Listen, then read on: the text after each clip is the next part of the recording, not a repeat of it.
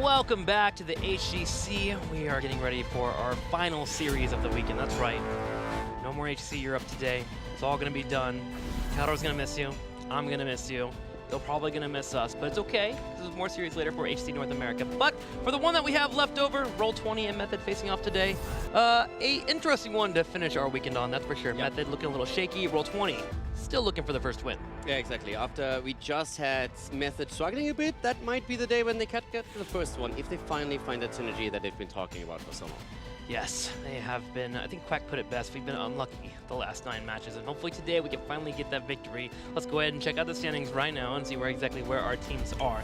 Method played against the Monkeys and went all the way to game number 5 yesterday. A tight series for them. They were unhappy with their performance as they were expecting a 3-0. Roll20 recently just played against Team Liquid and they fell 3-0. But they are looking for their first win here in the HGC, and we'll see if they'll be able to perform well against Method, a team still looking to dominate and head to BlizzCon. Here's the schedule for today.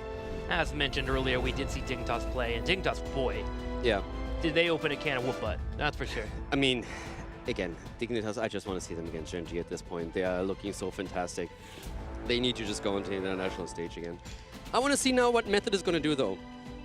The performance that we saw from them against the Monkeys was not quite what I expected. I expected them to really come out and try and make a statement here towards the top 3 and towards a direct qualification for BlizzCon. Didn't quite get that, and today they have to prove a bit that that was a fluke, I feel. Yeah, they had to prove it. We had a bad day. We had a bad, exactly. We had a bad day. Things didn't flow, didn't quite work out for us. We struggled with drafts a little bit. It was a bad day, though. Next time we're going to look better. They are going up against Roll20 now, and this is the game where they have to really prove, okay, this is not us. We are actually still aiming for the top, but an off day can happen. Well, let's go ahead and check it with the players themselves as they tell us what they are aiming for in this series.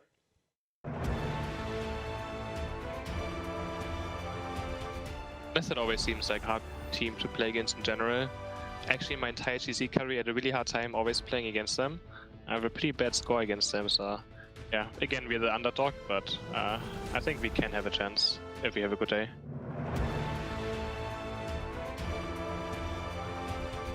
I think the meta is really bad. The problem right now, at least, is teams are getting double bans against us because not only is Medivh Abathur like a really strong for us, but it's also like the meta right now, so they're kind of getting double value from getting it. I think if the meta shifts towards like banning different heroes, then yeah, the other teams will be punished for punishing us, you know. I think Roll20 are looking a little bit stronger than they did last half, but as I said, like, we're looking to go to BlizzCon, so we have to be taking these 3-0s where, like, against the lowest end of the table.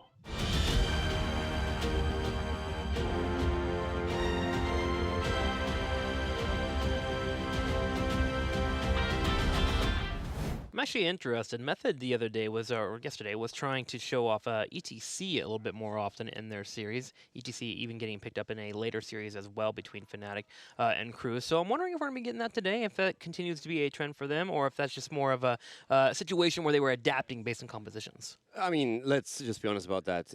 Even in the interviews, first of all, most of the ETC drafts didn't work out. And a lot of the teams that played ETC admitted afterwards straight up, okay, that was a mistake. Not worth it. Yeah. That was not the pick that we're looking for. We tried it, but it didn't work out. We should have gone for something different. ETC, again, can work, but Fnatic and also Method both acknowledge that most of those ETC drafts were not strong drafts for them. It worked well in one composition where they executed that properly, but ETC is just always a risky pick. It can work out, but compared to the other tanks that we have in the meta, he is usually just the worst choice. Let's go ahead and focus on the other tanks as we head into the battleground. The first map has been chosen by our teams in this best-of-5 series. So let's see exactly where we will be heading and exactly who will be picking up the first pick. Method is going to be choosing the battleground, meaning first pick goes up to Roll20 Esports. But in terms of bans, Brax's Holdout and Cursed Hollow have been taken away. Dragonshire being the first map here to be played, and that is a map that traditionally Quacknix was not really too happy shot calling on, and that was the story with Fnatic in the past, where when Quacknix was still with the, back then even a full Swedish team, they always ban it out. And right now they have to face off against Method, who have a strong record with 4 wins and 1 loss on Dragonshire. So not an easy start for Roll20, but again, we're here to see how Method is going to perform today. Are they going to struggle against Roll20? Is Roll20 having a chance to win a match here, or is this going to be the 3-0 victory that especially Aethero is hoping for? I want to know if this flavor that Quack has brought over to Roll20, the old Fnatic lineup is starting to actually excel with, where they find a composition and they try to lock down a target and blow them up. Roll20 is still trying to find ways to make that work and hasn't fully been able to pull it off. Had some moments of glory, but other moments of disruption where it just seemed like everything is together, and they're getting it tighter and tighter. It's just, can they fully get to the point where they are going to be able to exploit that in a match and, of course, be able to earn a victory? Maiev is going to be opened up as a ban here for Method. Over to Roll20 Esports, Medivh and Abathur is going to be the 1 and 2. Method, what are you thinking about for your second ban here? Honestly, I want to come back quickly before we talk about the bans and the rest here to the general situation that we have in the standings now, because we are having two teams that are more or less already looking like they are going to be the two heading into the Crucible, and that is Monkeys and that is also Roll20. And in the Open Division, there's an interesting situation shaping up. Obviously, we haven't been in the Open Division playoffs yet. We don't know who's going to come in as number 1. But it looks very much like ePunk's Black is the team that dominates Open Division about as much as Dignitas dominates HGC. So it's very likely that this is the strongest team that will make it out as the number 1, and then there's a gap, and then comes in the number 2 team. So none of the Crucible teams within HGC wants to be the team that gets picked by ePunk's Black, because it's a team that has the best chances of actually winning the Crucible against you and steal your HGC slot away. That means that for Roll20, even if they can't make it out of the Crucible, it's important that they make themselves appear stronger than Monkeys, so that ePunk's Black, or whoever wins the Crucible, says, hey, we are going to take the other team. So that's currently one of the things that you are at this point playing for. And Monkeys looked scary against Method. Very scary. Yeah. Way more synergy than we ever had from them. And they looked finally to be in that shape where we were hoping for them to be in. So this is what, in my eyes, Roll20 plays for right now. They don't necessarily have to win this. It's important for them to win later against Monkeys in a direct competition, against Gravant Gaming if they can do that. Those are the games we're looking for. But at least they need already to start today to look scary and strong, so that they deter any team that comes from the Open Division number 1 to pick them, so that they have an easier match playing against the number 2. Gotta look explosive, that is for sure. Hanzo's and Van Dow are on Dragonshire, something that we've seen from Roll20 Esports a lot in the past. If you ever have a chance, Chris would love to move into that character, so having him taken away allows for a Method to make sure that they don't have to deal with that element coming in from Roll20. Roll20 will answer back with a Diablo ban. Phoenix has already been picked up as a first pick, which was a little bit interesting. He's been falling off for a lot of teams, but starting to find his way back into the HGC in terms of team composition, so taking away from that synergy of slows and, of course, set up there with the Phoenix. A bit surprising to me that Diablo wasn't actually picked by Roll20 over Muradin. Then again, Dragonshire is very strong for Muradin. There's so many ways where you can just hop over a hedge and simply set up that Stormbolt. Yeah. But the Urel and Diablo synergy is, of course, more than fantastic. But I have to say that I really like what Roll20 is currently running. Urel is going to be great for the top lane. Muradin is going to be strong there too. They can now round that draft out, but they have a very nice setup already as it stands here. And we get a Quacknik special. If it walks like a duck and talks like a duck, it's definitely going to be a Falstad. Well played there. Falstad. An oldie, a goodie, a classic, but one that Quack loves to play on and one that he can make plays on. I'm interested to see what Method's going to be rotating into for their 5th pick. Looking for that main tank. Yeah, that main tank is going to be very Johanna? interesting. It's very likely, but that Falstad surprised me more so than anything else.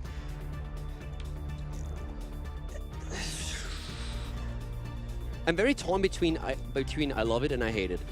I like it here because I look over to Method and I don't see an immediate way to get on top of him. Yeah. Which gives him time to also dictate how he wants to control the team fight. But it is Falstad. Falstad has this long wind-up time when it comes to auto attacks, of course, and then you have to be on point with your rotations. But it's Dragonshire. You can play pretty safe with your Dahaka. The global is awesome. Now, I like Falstad because there's a lot of cool things that he brings to the table. You have the global aspect that it allows macro game to happen. You have, with the Mighty Gust, disengage and also forcing fight opportunities if you get an aggressive gust off after a good fly. So there's definitely a lot of elements to the hero that I absolutely enjoy. But right now, he is so squishy, and one of the reasons why he dropped out of the meta. And I feel it's a risk running it. And whenever I see it on the side of Quacknix, I'm always like, okay, is that now the ingenious twist on the draft that allows you to make the plays? Or is there a little bit desperation where you feel you have to bring an X factor in because everything else doesn't work out right now? That's the one concern that I have. So it's one of those picks where at the same time, I'm looking at it and I'm like, love that we have it here. Yeah. That's going to be cool. And at the same time, I'm worried like... Can Falstad even... Does that really work out? Can he even survive a Salvo and a Junkrat Riptire by himself? Can he actually get away from that? Like, that's how squishy he is. I mean, you have to dodge it, Yeah. and then you get the barrel roll shield, but yeah. We're gonna find out. The game is on as we're heading into game number 1 of our series between Method and Roll20. 80 RD on Junkrat, Bad Benny on Johanna. Nick, of course, on his Phoenix as usual.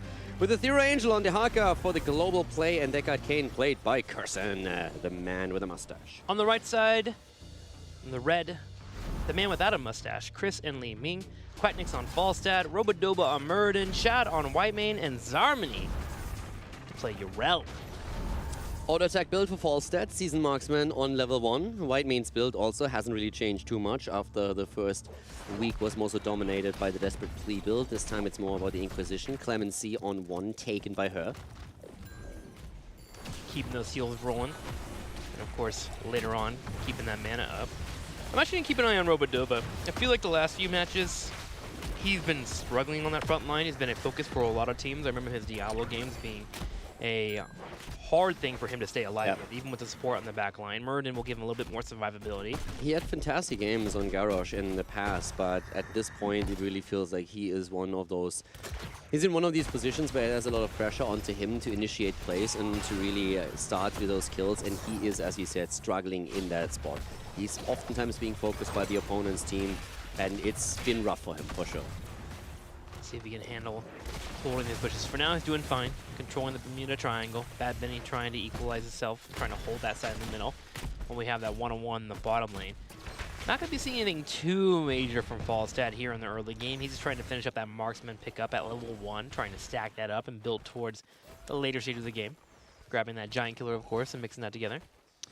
Now for the top lane, we're going to see Durel do her thing against Dehaka here. Dehaka has still that global aspect that would allow them to go down to the bot lane.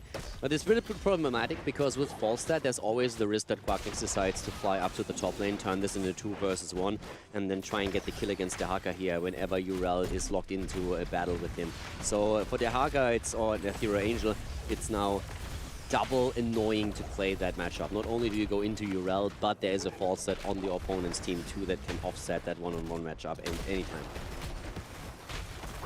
I remember that being such a big thing a couple years ago when Falstad would get picked up and there was that one-on-one in the top lane they would constantly have. For some reason Zagara always came to mind, especially in dorm play. I know that's talking way back in the day, but yeah, you would just focus that one target in the top lane. If they ever overstepped, you would have the immediate kills. So yep, Dehaka will have to watch out for that, but it can be offset by Method.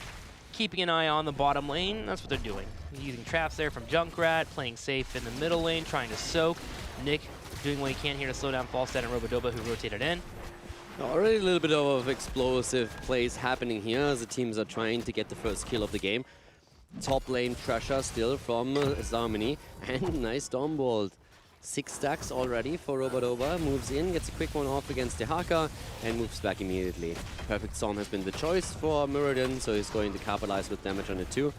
A really nice invade attempt here from Roll20, at least spying out what's going on at that mercenary camp for Method. I feel like that was a little bit early though. You want to try and get that poke on Nick and make him get that Warp Force out whenever that minion gets low. That way Murder can actually commit to the idea of going straight in, but with the fort, or well, the minions actually being too high on health, Roll20 couldn't force the issue there. So Method, just buy some time, wait for some teammates to roll in, and then they grab their knights. Now there is a bit of a problem. Usually when your opponent is taking a mercenary camp, they are of course not as present in the middle of the map as they would like to be, so that allows you to either take a camp yourself, push somewhere, or make an aggressive rotation and try and get a kill. And none of that happened because Roll20 was just looking at the camp being taken, was thinking about maybe invading, decided against it and moved away. So now there's a, so to say, free knight camp pushing at the top lane, and that gives Method now an upper hand in the map control. That requires Falstad to rotate over. Global will help out with that, but Method can make a play for this middle dragon now. That knight will get cleaned up. Ethereal actually hanging in the corner here, wants to fight over. Urello actually jumps right on top of the point here to stop the shrine from being grabbed. I was wondering if Method would try to fight that, but they decided to back on up. I mean, so far Method looks good. Again, we are of course looking at this with those matches against Monkey Menagerie in mind still to see if that was just a fluke on Method side and them having a bad day, or if Roll20 can now go in and show a very similar performance against a team that has said we're struggling a bit with our identity right now because the meta is going against us. The triple ban is giving us some trouble too, but they are trying to move in for a kill here. Quacknix on the other hand turns around and now the entire team rotates in to focus onto Curson, and Curson is dead again. It's a bit of a theme this weekend. He gets exploited a lot with the positioning at the front line. Method not expecting a total of 4 to be up there. Chris also getting picked here as the Method is able to find a kill. But yeah, Method assumed that they have 3 members. They could get some damage on top of Fawcett or even Urel. You had a great bait there by Ethereal to land that drag underneath the turrets, but Roll20 just got the upper hand by rotating for the top lane, and Curson paid for it. The kill trade with Liming falling at the bot lane, but still the control on the shines from Method. The level 7 talent on Liming, of course, is going to give her also a lot more pressure now in fights, but so far that was an opportunity for Chris to really make those plays.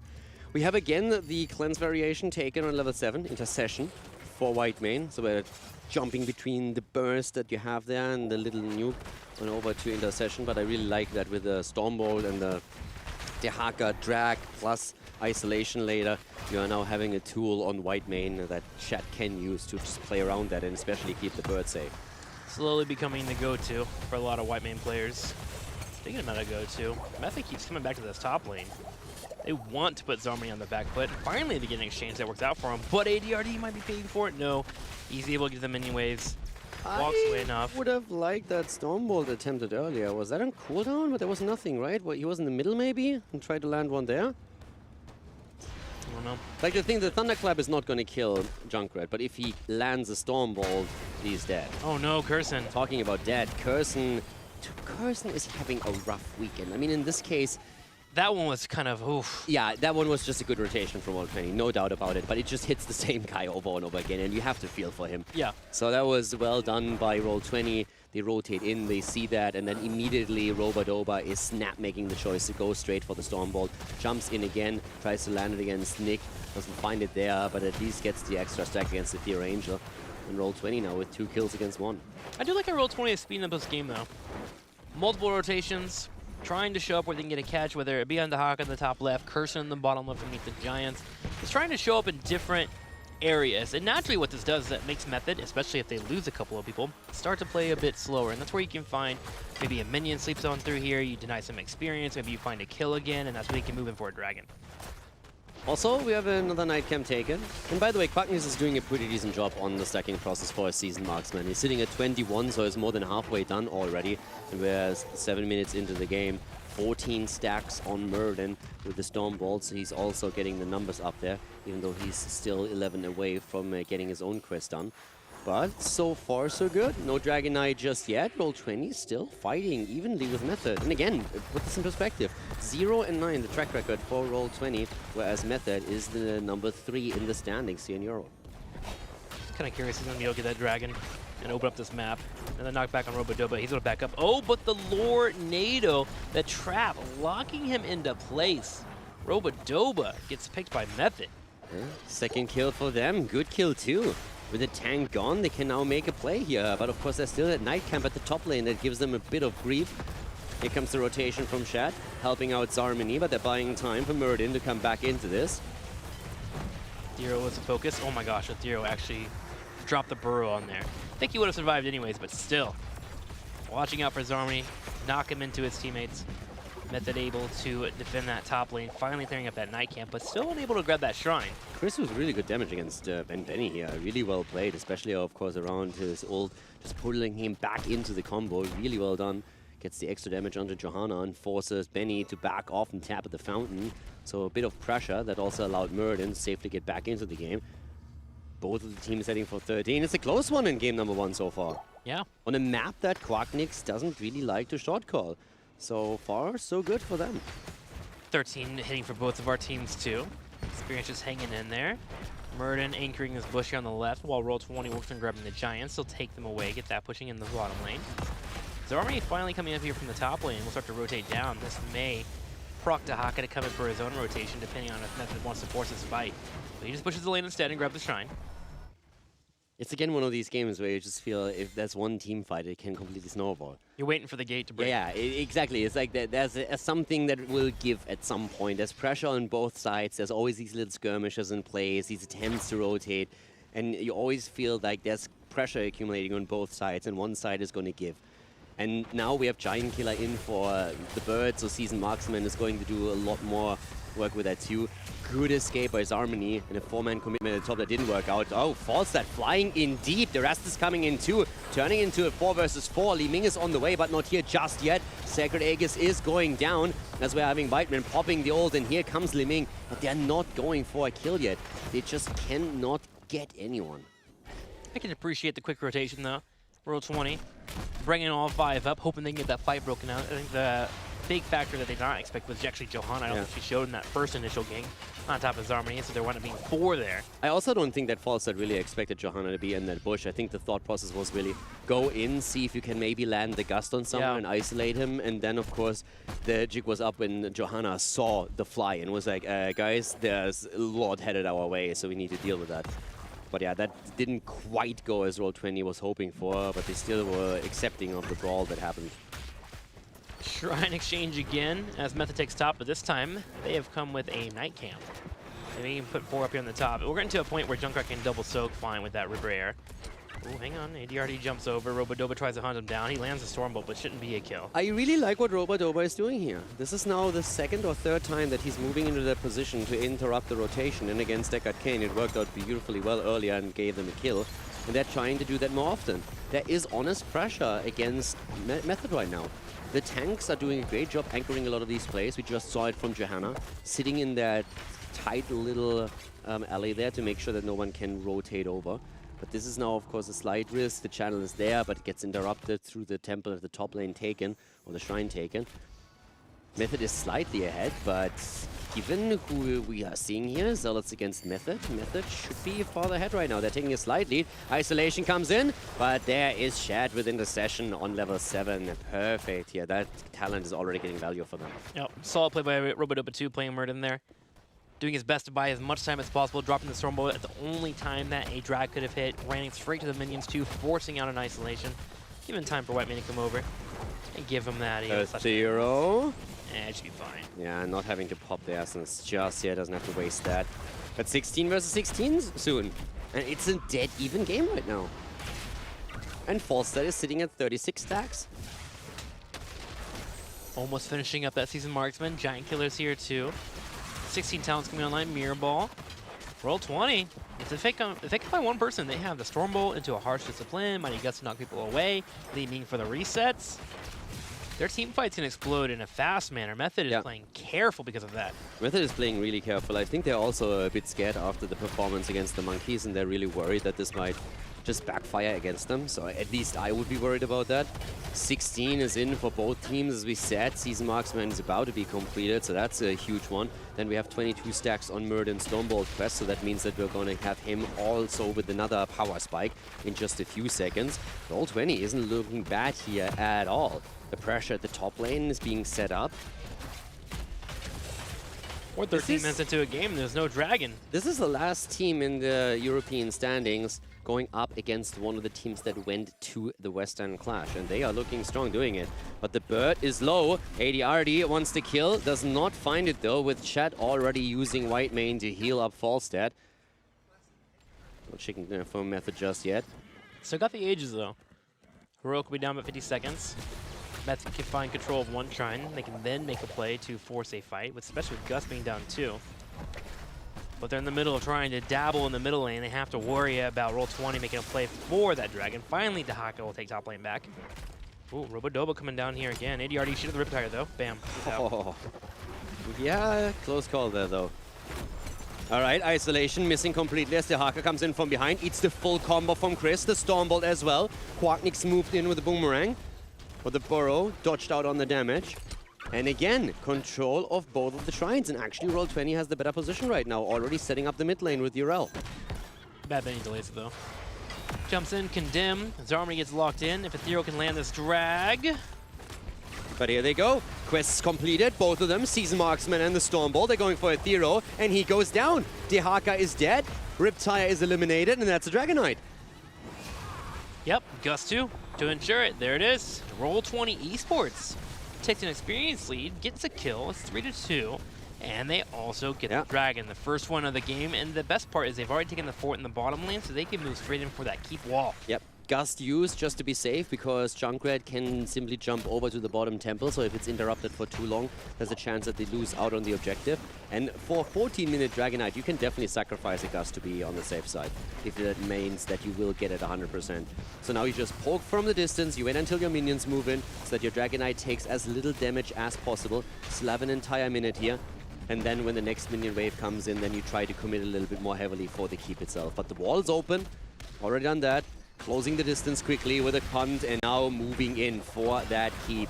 Trying to burn down the minions as well. And it's looking strong, like they can definitely secure this keep. Ethereal on the side.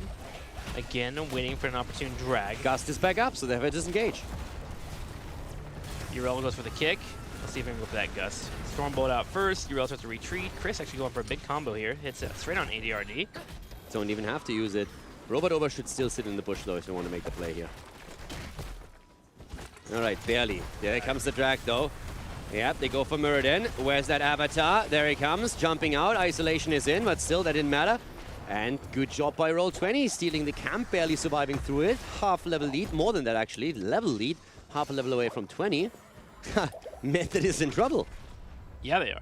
There's a fort in the top that can get picked up. That'll give them experience. They got to try to build towards 20 before the next dragon phase. They got some time until that happens. Also, Falset is on 45 stacks. So it's continuing to get the stacking done here. Yep, starting to hurt too. He's able to find some auto attacks in the middle of a fight right after a blind comes in from Johanna. They'll feel the real weight behind those attacks.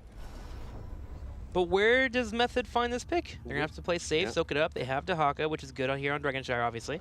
Okay, Wind Tunnel taken for Falset. That's a traditional talent for Quacknix by now. But yeah, Dehaka is going to suffer on these auto attacks now again. Already working those in a little bit. Leaving combo attempt again. Roba-Doba, good play. Moves out just in time. They keep the pressure up. Nightcamp's pushing in the top though, so Roll20 have to defend that. They'll peel off Yrel. Giants pushing in the bottom too with catapults. Roll20 definitely has this lead here as they wait for the late game to hit. Method needs to be worried. They had a bad performance against the Monkeys. They said that, yeah, they didn't feel it. It was a bad day for them. But now against Roll20, if they fall behind here, then it really starts to show that they might have a problem. Again, a bad day, a bad weekend, it can happen, but this is happening against teams that you just simply cannot lose against if you want to be competitive here. And Johanna goes down again. Chris with a play here. Quacknix surviving as he barrel rolls away, but Chris with that wave of force just setting up that kill against Johanna just as Bad Benny looked like he might be able to escape there. Both of them nearly falling on the side of Roll20, but Whitemane healing everyone up. Now again, the wave of force and 80 already barely reacting in time. Good reflexes. Chris is on a mission today. Yes. That repulsion, the lockdown Johanna, attempting to go for another one on Junkrat, just really landing anything he needs to with this Li Ming, and now Roll20 will make a play for the second dragon of the game for them. And this dragon head straight down the bottom and look for a core, especially after they find a pick on Junkrat. Chris is just getting resets and he is mad. Like, who made Chris angry? What did he do to him? Like, he's making the plays in the mid lane, rotates down, gets the kill against Junkrat, and then threatens the next one. And with 2 dead and a Dragonite moving in, you can kiss that game goodbye. If Method can defend that, that would be the defense of the century here, especially with also Falset having the Wind Tunnel ready again.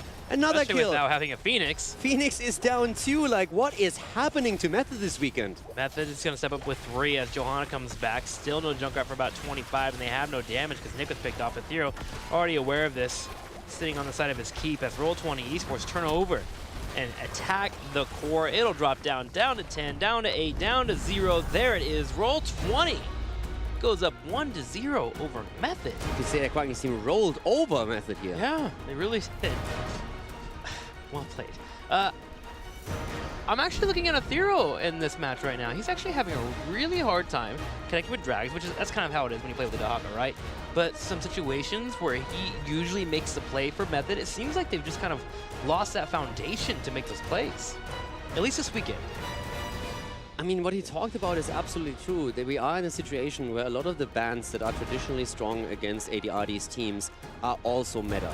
So you get a 2-for-1 basically. Once that the meta shifts, you have to make a choice. Do you ban meta or do you ban the personal preference picks that they have? But that can't be all that's to it. This seems weird. We talked in the first few weeks how a roster came back together that in the past worked incredibly well. How the members of the team went to different organizations and then all of a sudden realized, well, the grass isn't always greener on the other side. They realized what they had with the old team, what they actually had in this setup that was working out so well. They moved back together and then all of a sudden things were just flowing. They still needed to find the rhythm again, but it looked good. Now we are seeing a little bit of the opposite. This is starting to become a bit worrisome. It's not a problem if you have a bad day and you drop a game or two. It can be annoying if you're also in a situation where you need to make sure you have a good map score. But right now they are going on this weekend up against the 2 weakest teams in the league, speaking from a standings perspective. And they nearly lose the series, and some would argue should have lost the series against the Monkeys. And now they are 0-1 against Roll20. What's happening to Method? Is it just Monkeys and Roll20 stepping up completely, or is that really Method being a bit of both, right? Like, you know, Roll20 is hungry. They're looking for that first victory. I mean, their rotations today, I actually really enjoyed on Dragonshire. Multiple picks in the bottom left, but also constant pressure on that top lane against a Dahaku who's already struggling in the lane. So you like to see those adjustments from them and the execution. But yeah, Method's having a really poor weekend. And luckily for tournament play, having a poor weekend isn't going to be the worst state ever, right? It's all about the map wins, of course, getting the extended records as you move forward towards BlizzCon. And Method right now, it does have a solid cushion. They're at a +9, sitting in the 3rd spot, have a 2-victory lead over Fnatic. But things can really start to cascade out of control if you are not careful. You look at the standings, and a lot of people look at this and they're saying, like, what the hell are you talking about? Method is 7-2. Why would they even be threatened?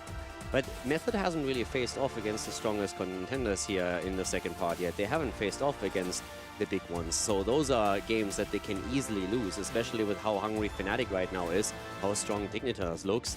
And if Method now drops a series to Roll20, that would be fantastic news for, first of all, Team Liquid, because it would make it more easier for Team Liquid to secure that number 2 spot, which directly qualifies them.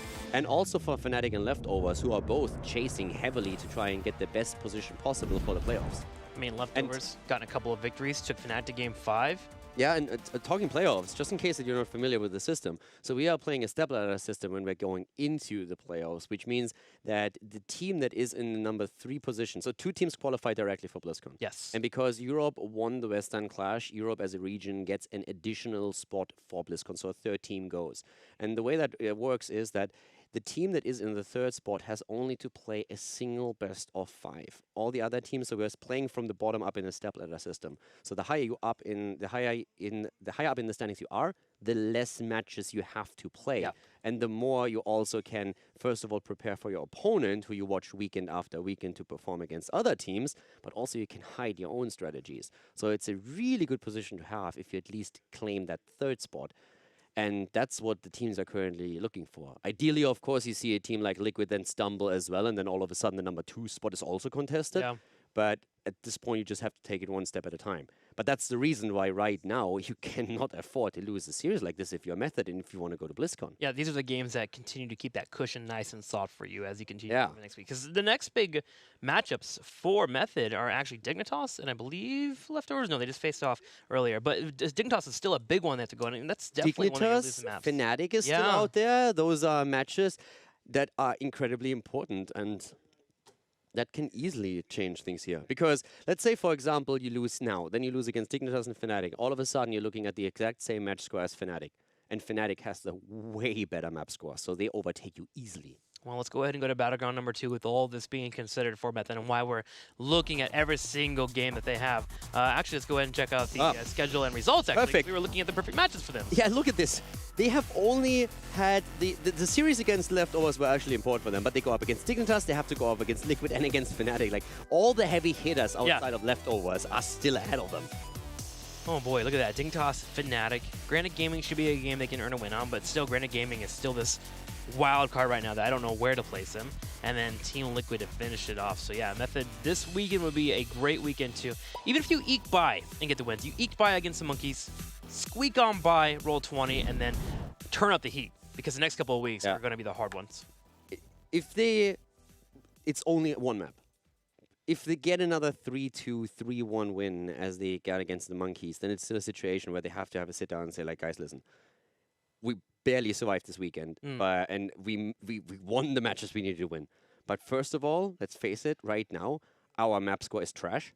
That's number one. We can't rely on that in a direct comparison. We need to win the matches, and we need to step it up, because once we go up against teams that are trying to contest these spots, we need to win these games.